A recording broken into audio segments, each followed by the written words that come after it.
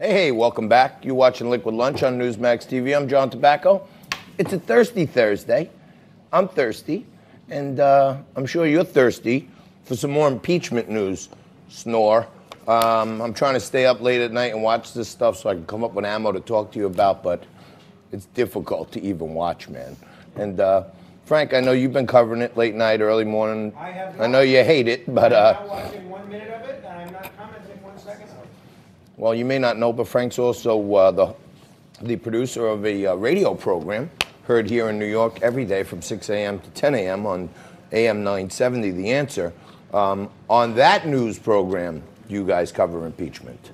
Right. There is discussion of impeachment that I do not participate in. You there just as don't well. participate. Yeah, I well. think it's as I said yesterday, it's a farce. We know how it's going. As you know, I don't want to plug anybody on another network, but as my ideological brother in solidarity, Tucker Carlson, said, it's like watching a movie written and directed by children that's 20 hours long in a foreign language that you know the ending of. Yeah. So it's not something that really holds my interest. Yeah, I was thinking about that actually last night. That my son, I've been his little league coach for years, and sometimes you get to the game, and you only have 8 kids. This kid had a runny nose. That kid has after school. This, that. So you got to pick up like a kid off the street, a 9th guy. He's ineligible, but you don't want the game to be forfeited. Even though you lose, you still want the kids to play. And it's almost like, why bother arguing with the umpires at all when you know you've lost the game already? It's the same thing here. They know they've lost the game. I don't even know why they're bothering arguing the case. It doesn't make sense. And someone who has a lot to add on this, he's the former Republican chairman right here in New York. Dan Isaacs joins us. Dan, thank you very much. He's an attorney pleasure, also. Good to see you again. And he is the former esteemed chair of the Manhattan Republican Party. So you have a lot of insights on the Republican Party. Yes. You also have a lot of insights on the newest entrant into the presidential race, Mr. Mini Mike Bloomberg, as Donald Trump has coined him. Yes, What's indeed. happening with his campaign, Dan? Well, I think he's going to be a formidable force in the Democrat Party just by virtue of the money that he is spending to get into this race. He has a good record as the former mayor of New York City. I think that for the Democrat Party primary voters, he's not far enough to the left, but by virtue of the money that he's putting into the race, he's going to give him a run for the money. Wasn't there a lot of nanny state stuff that he was responsible? Like he was trying to outlaw Absolutely. sugary drinks, Yes. and is that good? Does that get him enough to the moderate level where he can take on Joe Biden? Well, I think his biggest problem was for him to apologize for his stop and frisk. Yeah. That saved uncountless number of lives here in New York City, most of them African American and Hispanics. And for him to go back and apologize for what was an extremely effective program here, I think for him shows the weakness ultimately of his candidacy. So I thought we talked about that right when he came in to go out there and apologize for a policy. It makes you right off the bat seem like a flip-flopper, like you don't have any ideologies. Well, You're willing to change things just to run for president. It makes sense. I think it showed a lack of strength on his part. Not so much it's even worse than flip-flopping. He should have stood up and says, you know what, you may not agree with that policy, but that policy saved lives. We had a couple of tweets from the president. We got tons of tweets from the president. Yes, he broke a record, I believe. I mean, she's just magical with this Twitter stuff. But let's take a look at a couple of the tweets that he's been firing off. Do we have the tweets? Okay. Mini Mike Bloomberg is playing poker with his foolhardy and unsuspecting Democrat rivals. He says that if he loses, he really means when, in the primary, he will spend money helping whoever the Democrat nominee is. By doing this, he figures they won't hit him as hard.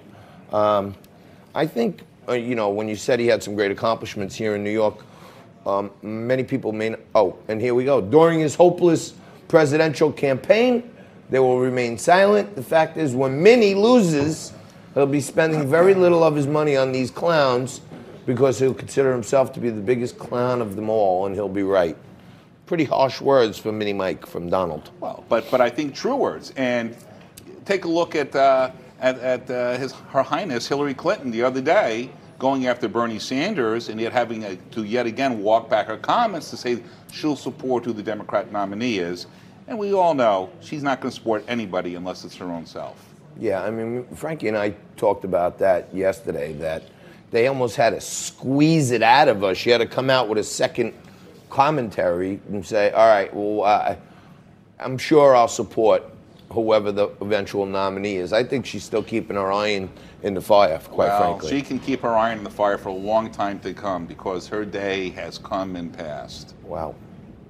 Well, so Dan, I am curious, as someone that has been leader of the Republicans in one of the bluest places in the world, Yes. what do you think there's any hope for Republicans to actually win in blue states, blue cities, blue counties going forward, or should we just permanently accept that Republicans will be a minority in all the blue states? Well, thank you for asking that question, Frank. As you know, this was a passion of mine when I was the chairman here in Manhattan.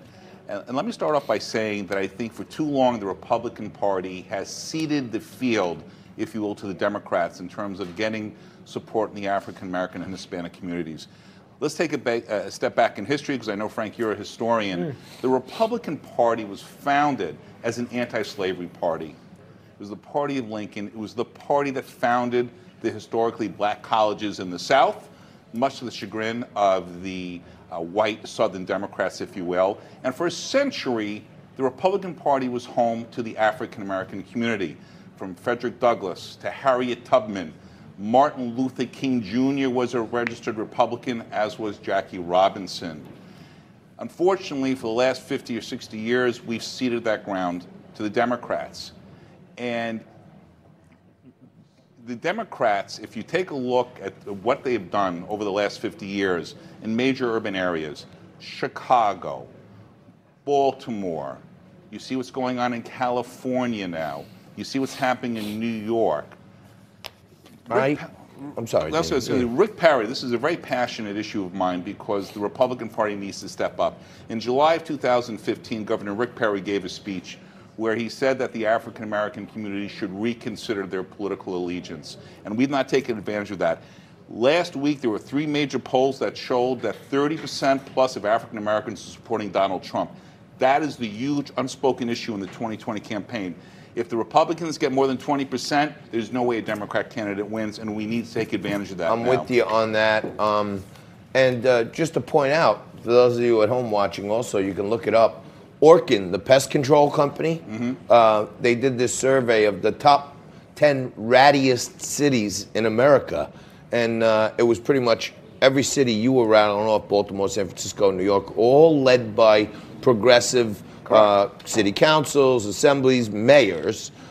Ratty meaning the most rats and, yes, and animals and vermin running the streets. The bottom line is, what party, what philosophy is going to give hope and opportunity to an individual? The Democrats' principles, philosophies for the last 50 years have failed the African American and Hispanic communities. It's only under Donald Trump you're now seeing record low unemployment rates for African Americans and Hispanics, under 6%. And Asian. And Asians. And it's a Republican Party that is founded upon principles of faith, family, personal responsibility, and individual initiative, not big brother government like the Democrat Party, which has failed miserably in the urban areas. So as Republicans, we must endeavor to get that message out, and it's starting to resound, as seen by these polls supporting President Trump. It's unbelievable. Dan, as you know, because we've hung out a number of times, yes, including this past weekend where you saw me indulge in quite a few bourbons. Yes. Since our show is called Liquid Lunch, we're very interested in what people are drinking. And that's why I've been fascinated at what the senators are drinking during this impeachment trial. It's really the only thing I find fascinating about it. Water and milk? Water and milk. And evidently Tom Cotton, senator from Arkansas, was caught drinking milk yesterday, and he tweeted, he confessed that he was drinking milk, and he said, "It's true, I had some milk with my chocolate. I guess I could have added vodka and had a White Russian minus the Kahlua, but Adam Schiff probably would have accused me of collusion." So we want to invite you to have some milk. Have some milk. Is it in the skim spirit. milk though? I only drink skim. I'm not sure. This is whole. This is whole, though. I'll take one for the team if I have to. May I just add, though, that one whole of the milk. greatest leaders of the 20th century, who probably single-handedly saved Western civilization, was Winston Churchill. And Winston Churchill drank a bottle of scotch a day. That's right. See? Speaking of Winston Churchill. Great minds. Yeah, yeah. We But true will story. fight on the beaches, Maybe that's the problem with and Washington. we will protect our island. That's my Churchill. Not bad, right? Well done. Well done. It's not good, but it's I'm not gonna bad. be drinking milk in honor of my friends and the Republicans in the Senate. Do you have Oreo cookies friends. to go with that? I wish I had a few Oreo cookies, but I do have some select liqueurs and spirits here. I may spike my milk with the little Hooters Heat, which is the new competition to Fireball, and it tastes way better than Fireball, and it's half the price, by the way. So we may, Dan and I may share some heat right after this. You stay right there, mix yourself up a cold one, because when you come back, we're gonna mix it up like you can't believe. Jaden Horan's gonna be here, Johnny McDonough, left, right, purple people have their moment right after this.